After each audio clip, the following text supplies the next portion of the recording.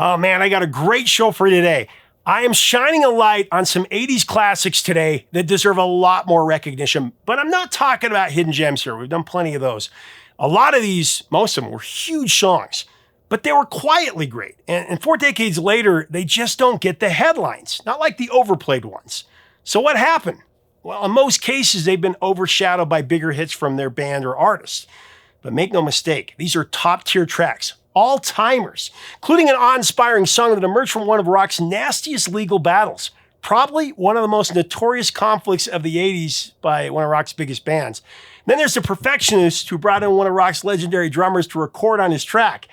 But then he rejected every single take and roboticized him by looping just 4 seconds of his drumming throughout the entire song.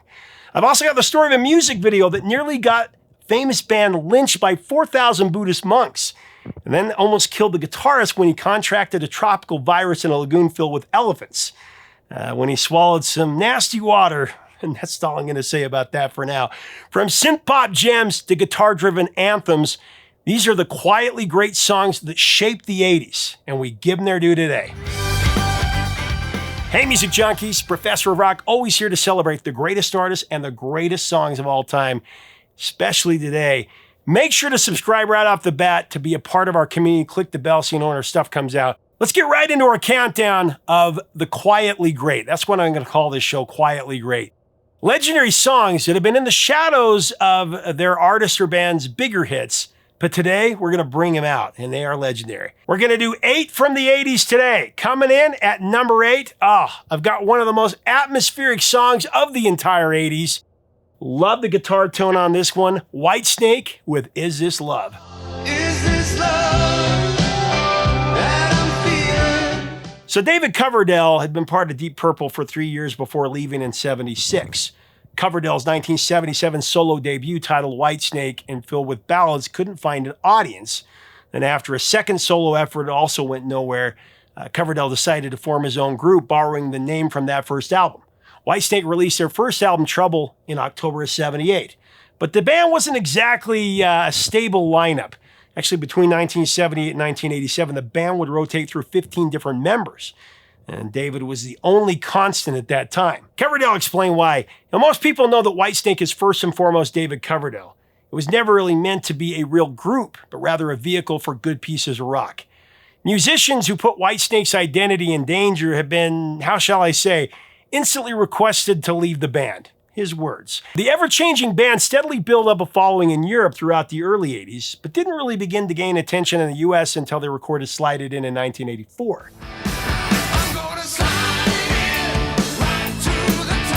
This led up to the release of their self-titled 1987 breakthrough with so many massive hits. Now, David Coverdale was dealing with serious vocal issues after sinus surgery. This required a long recovery period. Producers came and went, and there was no shortage of tension within the band. In fact, he owed the record label a lot of money. This would drive a permanent wedge between the singer and guitarist John Sykes, who co-wrote some of Whitesnake's mainstream rock hits. By the time the album was completed, Coverdale dismissed the band members who'd recorded it, and he brought in new players for the tour. But the new lineup wasn't the only change the album marked. David Coverdale recalled in a 1987 Billboard interview, "Whitesnake was the first time I'd ever taken American standards seriously. Whitesnake had always been better live and didn't come across on the radio. On this album, material was arranged as though it were from a live concert." One of the key tracks for this new approach was, of course, Is This Love? Is this the love that I've been searching? Now, Coverdale and Sykes co-wrote this during the album's early writing process in the south of France. But before David Coverdale left the UK, a friend at EMI told him they were looking for songs for Tina Turner. This was when the Private Dancer record with What's Love Got to Do With It had gone global and made her a huge superstar, one of the biggest comebacks ever. And knowing that Coverdale was heading off to write, they asked him to write something for a follow-up, the album that was going to come next. So when Coverdale started writing Is This Love, it was actually meant for Tina Turner.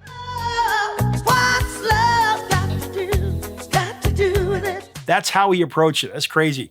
However, once Whitesnake's record label head David Geffen heard it, he shut that down immediately. Coverdale would say, "It started off that Is This Love was for Tina Turner originally. EMI had asked me, and then David Geffen said, no, you're keeping that." The album's rollout was very strategic, though. The first single was a rocker called Still the Night, great song, but that stalled at number 79. In the still of the night, in the cool moonlight. But the follow-up, Here I Go Again 87, which had been re-recorded from 1982, that went all the way to number 1 and put them on the map for good.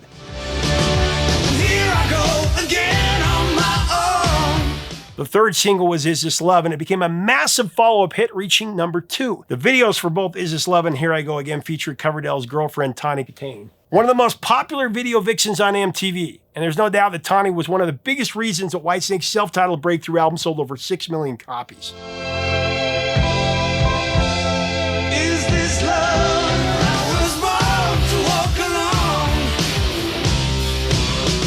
But Is This Love? That's one of the most hypnotic guitar tones of the 80s.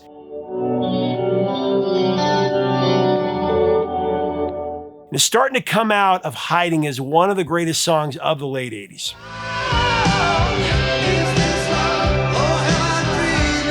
All right, coming in at number 7, from their 1982 sophomore album Rio, I've got Duran Duran with Save a Prayer.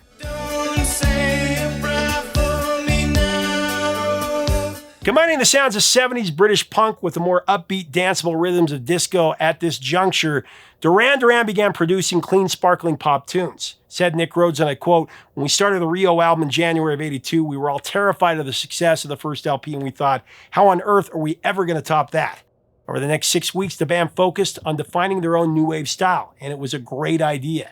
Rio would include one of the defining hits of the 80s, of course, Hungry Like the Wolf, that hit number 3 on the Billboard Hot 100. And the title track that would go to number 14.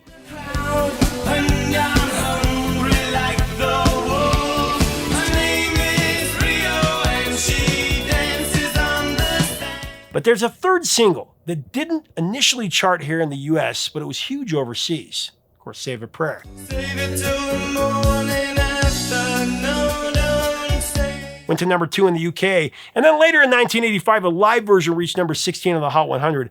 But this one never really made a big dent here in America. But for my money, this is the best song from that legendary album, and it deserves more of the spotlight. Let's give it. Save it till the morning after. Save a Prayer was Duran Duran's first big attempt at writing a ballad. And it grew out of Nick and Andy's building chords over a sequencer track in the studio. It actually all came together one morning at the Rum Runner, Duran Duran's rehearsal space, and that's what they called it. Andy Taylor was in the office when he heard Nick playing a little sequence on the keyboard downstairs. He had a row of keyboards he was playing on that. Andy heard the opening notes of what would become Save a Prayer, and his immediate reaction was, bloody hell, that's good. Andy and Roger started working out the notes with Nick and counting out a beat, and suddenly they were really on to something special. Nick, Simon, and Andy, they later finished it off together in the basement at EMI using a drum machine.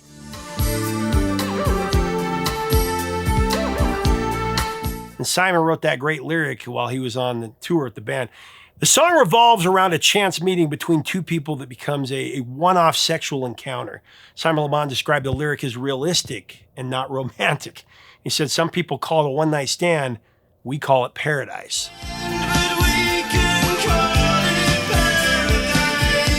Of course, one of the biggest components in Duran Duran's 80s success was their music videos.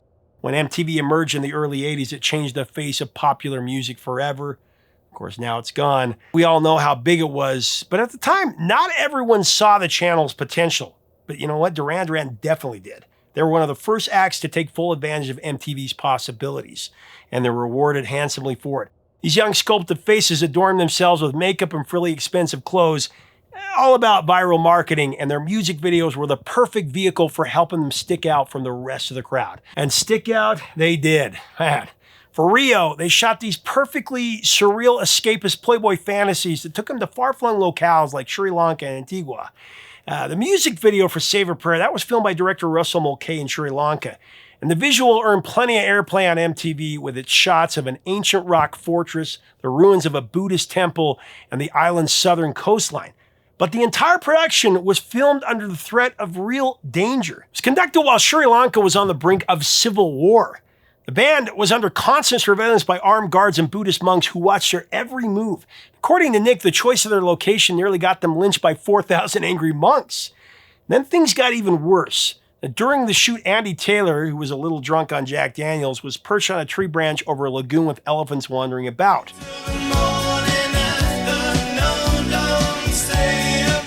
One moment he was up there strumming his guitar, and And then the next, he lost his balance and he tumbled into the water. In the process, he swallowed more than a mouthful of what he described as elephant-befouled water.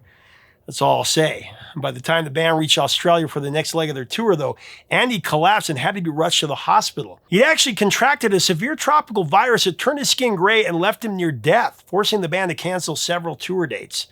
Ah, man, thank heavens he recovered. Talk about suffering for your art. Wow.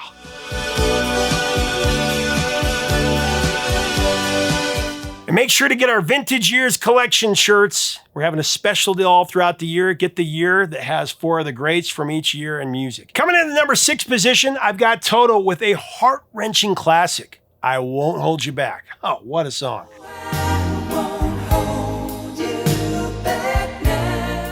In 1981, Toto was in a make-or-break crisis. Now, their previous album, Turn Back, had been a commercial flop. It stalled at number 41 on the Billboard 200. They tried to reinvent themselves as a hard rock band, and all 3 of the album's singles missed the Hot 100 entirely.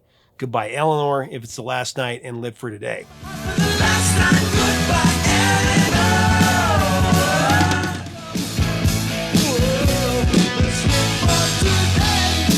So as a result, the record label was threatening to drop them if their next album wasn't a hit. And the pressure was overwhelming for the band. According to Steve Lukather, after the letdown of Turn Back, everybody jumped on it. They wanted to make something great and prove that they could stick. So Luke had actually written I Won't Hold You Back during those Turn Back sessions, but the band had rejected it because they thought it was a little too soft. But now that the stakes were higher, Luke dug the song out of the rejected pile and he put it on Toto 4. The recording, it came together late one night. Luke was playing the piano part when drummer Jeff Porcaro walked in and started digging the tune. Then keyboardist David Page showed up. Luke told Page he should play the piano part, so he learned that part, and he cut the track right there.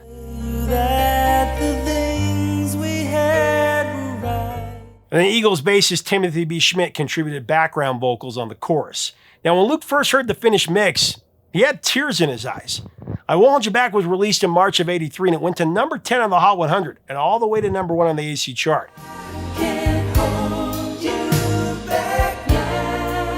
Said Luke about it, a lot of people have since made the point of telling me how much that song has meant to them. The only thing that Steve Perry at Journey ever says to me when we run into each other is that I Won't Hold You Back helped him get through this breakup, with his girlfriend Sherry, of Oh Sherry fame.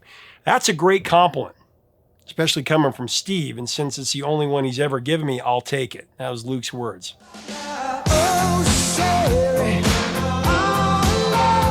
Luke also said, whatever else, I wrote a song that touched a lot of hearts and maybe even got a few people laid. I get told this by fans all the time for some weird reason. Here's what else he told me in an interview. You're vocal on that, man. No, Dave helped me get that out of me. I was really terribly insecure about all that. Dave always got just helped him find the last. He got great vocals out of all of us. Really. Before the second chorus, they call it the money note. That high note right there. Go up for that. He had it all. He had it. There was all there.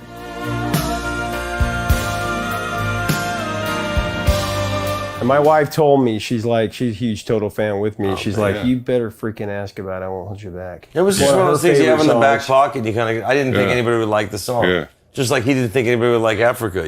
Sometimes we got to stop editing ourselves.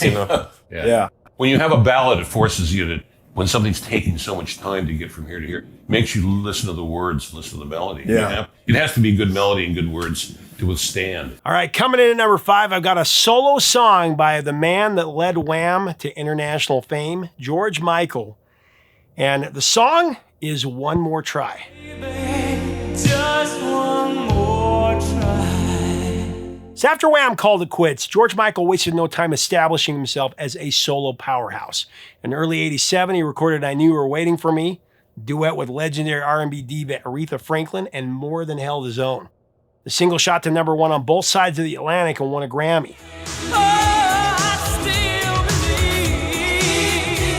George was officially on his own, and he was just getting started.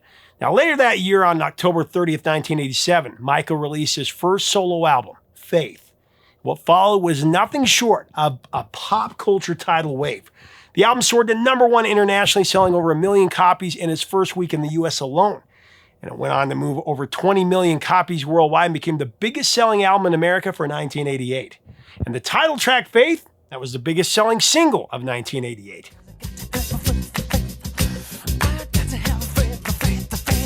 The album spawned hit after hit after hit. Faith went to number 1. Father Figure also went to number 1. Monkey did as well. I Want Your Sex peaked at number 2. I will be your father figure. I have had enough.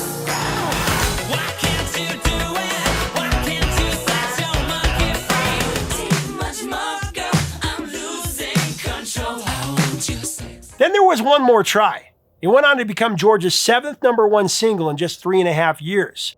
And of course, his 3rd consecutive chart topper from Faith. Here's the thing though. While all those other songs are household names, One More Try doesn't seem to get the same recognition. It's the one that people seem to forget. And that's really a shame because it features what I think might be George Michael's best vocal performance ever. I mean, seriously, listen to this.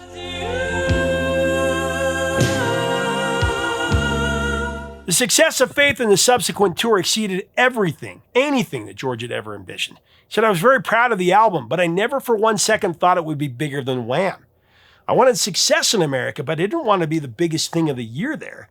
It was great for my ego, but all the way through I was thinking, what are you doing? Feeling imprisoned by his success, George Michael wore sunglasses for 2 years because he was unable to look anyone in the eye. And he vowed his career would take a much more low-key direction in the future. But back to One More Try. George was kind of defensive about his songwriting process, saying that he resented that people thought his songwriting was contrived and calculated.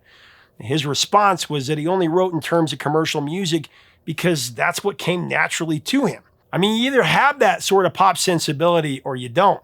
Michael Jackson was the same way. This is just the way his songs came out. And One More Try was no exception. It came out in a rush. George Michael loved it so much he called it the best thing he'd ever done. Certainly his best vocal, like I said. I know it's wrong, just let me go. George actually wrote the whole thing from start to finish in 8 hours and recorded it the same day. As the story goes, he was working on another song. That went sideways. It was a complete disaster, he said. But then somehow One More Try came out of that mess. He had a few lyrics that he put into a new song. The song was deeply personal for George. He said, it's about my attitude coming out of my last relationship and into a new one when I was pretty unwilling to be open to anything. He also added that while Careless Whisper seems to be the track that everyone loves, everybody loves it the most of anything he's done, it did nothing for him emotionally. He said, I felt like this song was from another lifetime, completely irrelevant to his current life.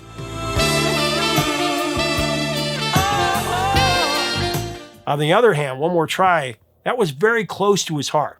Said George, many people compare the two, but for me, there's no comparison. And reportedly, Sir Elton John felt the same way.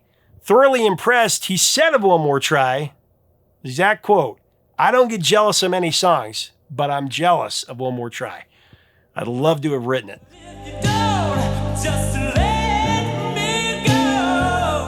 All right, heading in the number 4 spot, I got Lindsey Buckingham going solo with the song Trouble.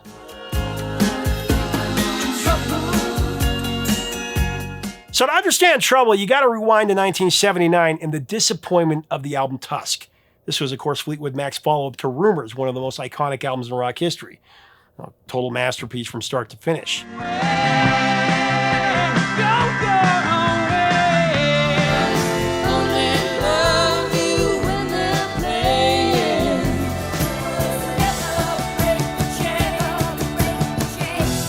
Expectations were sky high for Tusk after that.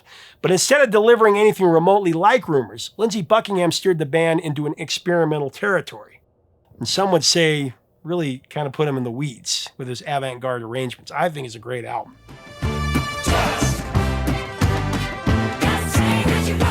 Now, the double album is sprawled across 20 tracks, and there are some great songs in there, but a lot of critics felt it was unfocused and indulgent. Compared to Rumors, it was commercially a big letdown. Tusk barely sold 2 million copies, and it took years to do that. Rumors would balloon to almost 50 million plus sales globally. So to go from 50 million to 2, pretty rough. Fans were confused, and the band themselves admitted they took too much of an artistic risk with that one. As Lindsey remembers that after Tusk, drummer Mick Fleetwood came up to him straight up saying, Lindsey, we're not going to do that process again. Now, in that moment, Lindsey Buckingham realized that if he wanted to continue to take artistic risks, he's going to have to start making solo albums to do that. So that's exactly what he did. Law & Order became Lindsey's solo debut in 1981. sort of companion piece to the experimental songs he'd crafted for Tusk. But there was a twist. Much of the album was, in Lindsey's words, a bit sarcastic as a body of work. A bit camp, maybe a bit too camp, layered with irony, summing up his reaction to Fleetwood Mac's post-Tusk reception. However, the album's first single, Trouble, that was a different story. It kind of stood apart from the album's overall vibe. It was much more commercially calculated, more commercially viable.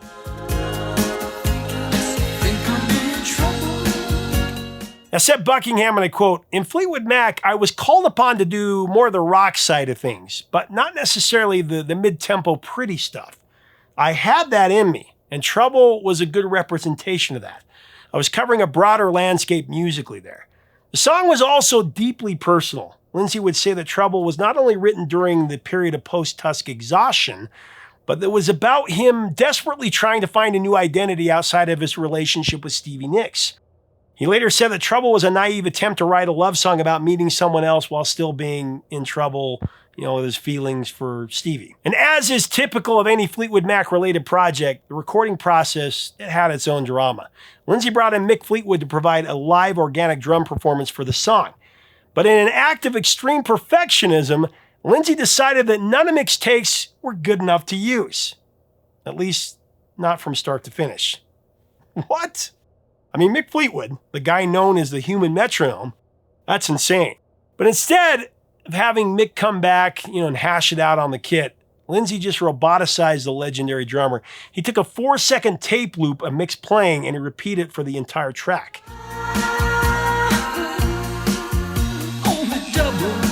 It was only 4 seconds. I mean, pretty crazy. Ultimately, Trouble, though, was released in October 81 and it raced up the Hot 100, peaking at number 9 in January of 82. And even if we only got 4 seconds of Mick Fleetwood's drumming on this one, you gotta admit, Lindsey Buckingham, he knew what he was doing with the song. It's a killer track, a perfect pop song, and it sounds more like a Fleetwood Mac song, especially on this part.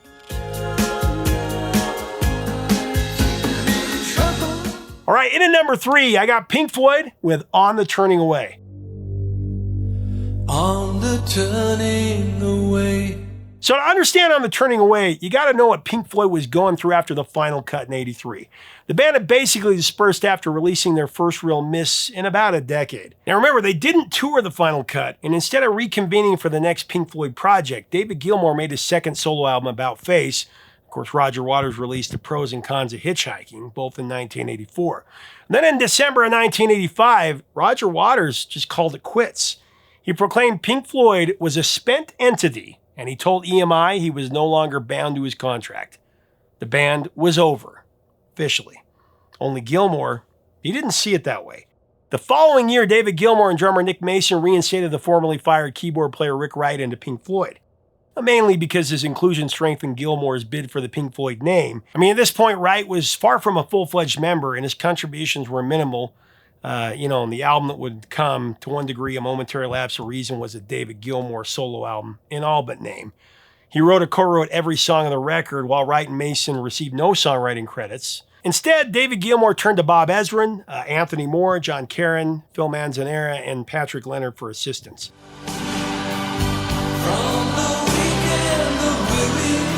So Roger Waters was of the mind that he was Pink Floyd, and he tried to stop the musicians from reassembling under that name. He'd really been the one to dissolve the entity, and he quit Pink Floyd, really. Essentially told David Gilmour and the rest of the band that they were nothing without him, and they couldn't ever survive without his vision. He was Pink Floyd, and he'd really been treating them as nothing more than hired hands for a while. So as a consequence, a nasty legal battle erupted over the identity of Pink Floyd. Said Gilmour in a quote, "When we started recording A Momentary Lapse of Reason in England, there were lawyers calling the studio literally every 5 minutes. The amount of information they had to amass to fight the legal battle properly was enormous. And they really needed to know who'd said what when over a 20-year career. But the courtroom wasn't the only battleground. Roger Waters took it to the media, and it was bad. A war of words ensued, and when A Momentary Lapse of Reason was released, Roger Waters famously called it a clever forgery. And he said, under the circumstances, it's a superb title for a so-called Pink Floyd record. Just brutal. He also took shots at David Gilmour's lyricism. Here's the thing, though. Gilmour versus Waters. I mean, Roger Waters, a conceptual and lyrical master. David Gilmour, he excels at creating atmosphere, the feel, the texture of the music, right? So in reality, Pink Floyd was always at its best when Roger Waters and David Gilmour were collaborating together. That being said, A Momentary Lapse of Reason is still an incredible album, one of my favorites. On the Turning Away, it's a prime example why. To write it, David Gilmour teamed up with Anthony Moore, a singer-songwriter who'd previously played in the experimental rock band Slap Happy and Henry Cow. Now, Moore would also write the majority of the lyrics for the Dogs of War and Learning to Fly.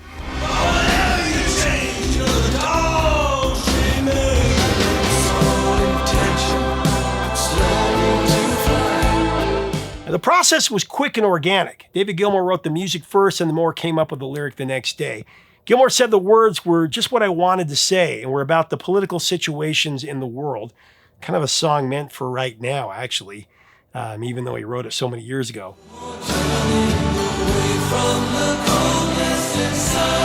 But although On the Turning Away was Moore's original idea, David Gilmour ultimately changed things around in the song an awful lot, according to him. He said there were millions of rewrites, and he wrote the last verses to steer the song in a more positive direction. In a sense, the positivity of On the Turning Away was a calculated war of words against Roger Waters. I mean, for years, Roger Waters had defined Floyd by themes of alienation, right? And I hate the world kind of lyrics.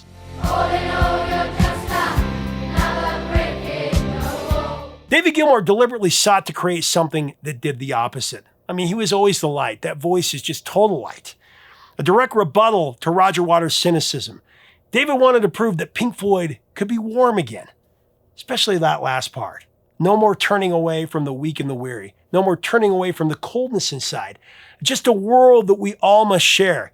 It's not enough just to stand and stare. Is it only a dream that there'll be? No more turning away. Pink Floyd was back.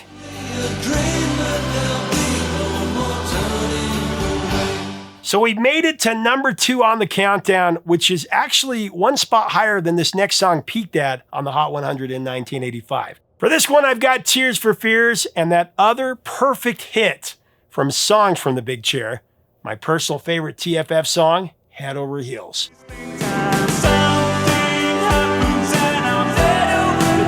Everybody Wants to Rule the World always gets all the accolades, but I gotta tell you, I think Head Over the Hills is a better song. They're both perfect songs, though.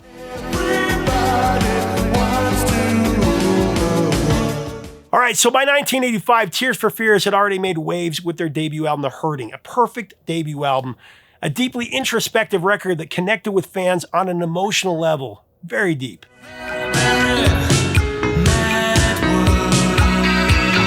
But of course, their sophomore efforts, Songs from the Big Chair, launched their career into the stratosphere. This was the album that got them comparisons to that Beatles-esque sound. It got them noticed in America, and it catapulted the duo Roland Orzabal and Chris Smith to global superstardom. Big Chair saw the guys expanding their sound with anthemic hooks, lush production, and layered synth textures, all while keeping that primal scream emotional depth, right?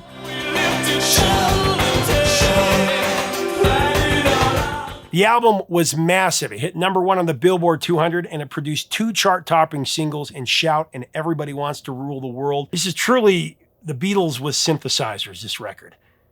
They just missed the trifecta, though. Head Over Heels peaked at number 3. It's actually held at the top spot by Jan Hammer's Miami Vice theme, and then Stevie Wonder's Part-Time Lover.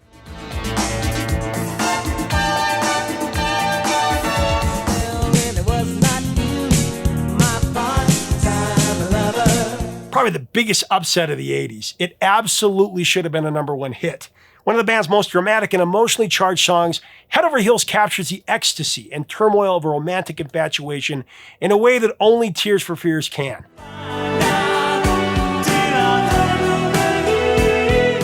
Now, unlike their darker, politically driven songs, Head Over Heels is a straight-up love song, but with a twist.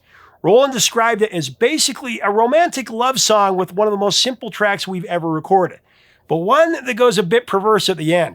Now, lyrically, Head Over Heels is layered with desperation and uncertainty and internal conflict. The narrator feels an attraction, but is terrified of heartbreak. Roland pleads, "Don't take my heart, don't break my heart, don't throw it away," right?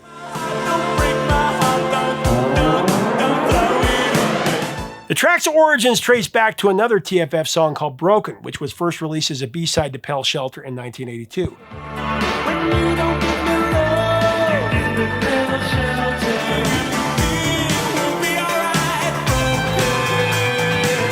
Broken became a concert staple and evolved into this intense, almost prog rock style piece with a distinct synthesized piano riff. That same motif resurfaced in Head Over Heels, fusing the two tracks together, both musically and thematically.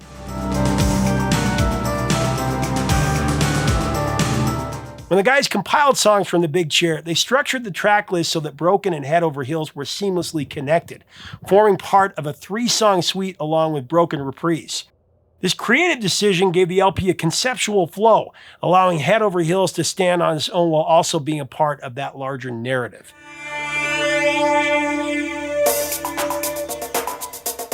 I love the music video for Head Over Heels. It's definitely an 80s cult classic, of course inspired by the beginning of the 1984 film Ghostbusters, set in a library. This is hot, Ray. It follows Roland as he tries, and mostly fails, to win the affection of a no-nonsense librarian, of course played by Canadian model Joan Densmore.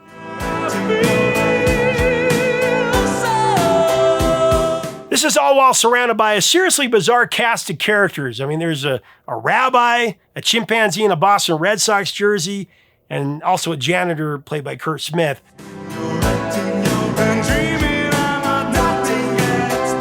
The playful nature of the visuals contrasts with the song's emotional depth, creating a truly quirky, MTV-friendly moment that TFF fans will never forget.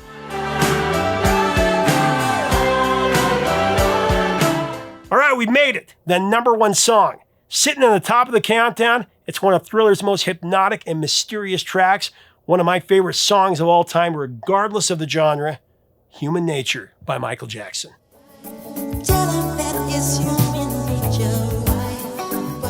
This one contains, really, I think, Michael's all-time best vocal performance. It's one of the most haunting songs of the rock era.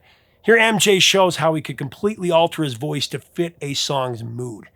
On this mid-tempo song, he applies a soft tone, whispering in some sections, taking deep hissing breaths as he moves from verse to verse. Electric eyes are everywhere. The track was written by John Bettis and Steve Porcaro, the keyboardist with Toto, and I had a chance to talk to Porcaro about this at length in his studio, and here's what he told me. I've never showed this before. Well, Toto was mixing Toto 4. I'd been very busy. I'd been working real hard. My daughter, Heather, lived with her mom, and I wanted to stop by and see Heather and give her a hug before I went to work. And she had had a bad day at school, she had told me. Was very upset about it. You know, she had fallen off a slide, and a boy hit her.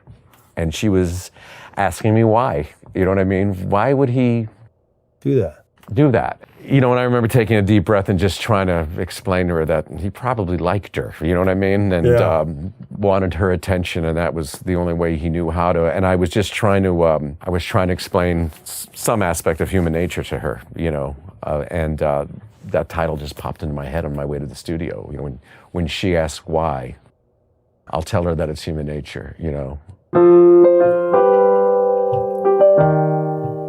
I just really like that chord change.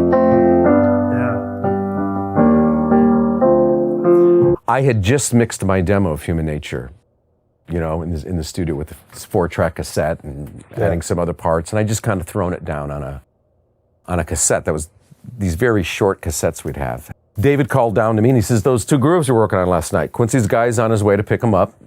Throw them on a cassette for me."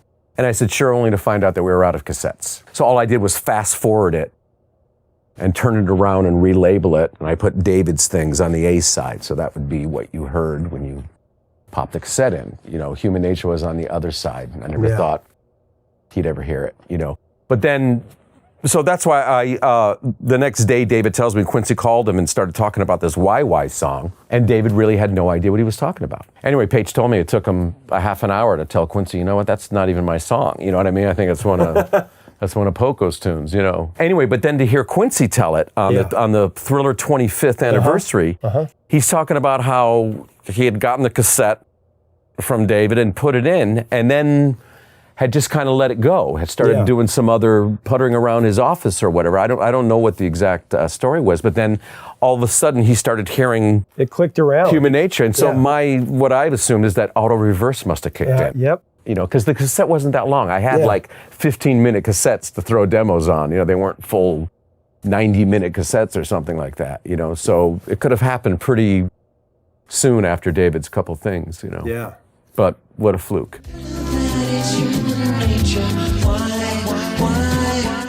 When he heard this song, he stopped everything he was doing, and he was truly excited.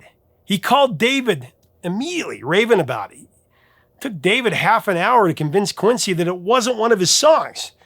But the lyrics were incomplete, and he finally figured out that it was Porcaro's, and he asked, Porcaro to finish the lyrics.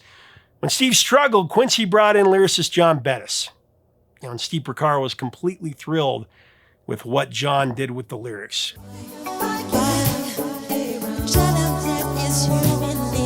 Now, 4 Toto members also played on the track: David Page, Steve Porcaro on synthesizers, both of them, Steve Lukather on guitar, and Jip Porcaro on drums. Lukather with that great guitar line.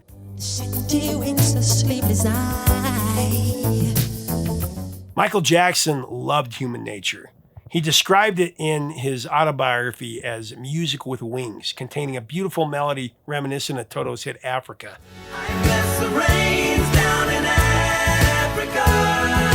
Human Nature was the 5th of 7 singles released from Thriller, and is still just as bewitching today. Man, what a song. This song, it just haunts me. Truly, if I had to name my 10 favorite songs of all time, regardless of genre, everything combined, jazz, rock, pop, country, swing, you know what I mean, classical, whatever it is, this would be one of those 10 songs. It melts my heart. It haunts my soul. It is truly a perfect song. And this is one that deserves so much more recognition. I think it's better than Billie Jean. I think it's better than Beat It. I think it's Michael Jackson's best song. What do you think? Let's have a great discussion. What are your memories? What are some perfect songs that don't get the credit they deserve? They're not hidden gems. They're just quietly great. What are some of those songs? Let's have a discussion about them below. If you like our content, we invite you to subscribe. We'd love to have you as part of our community. Until next time, 3 chords and the truth, my friends.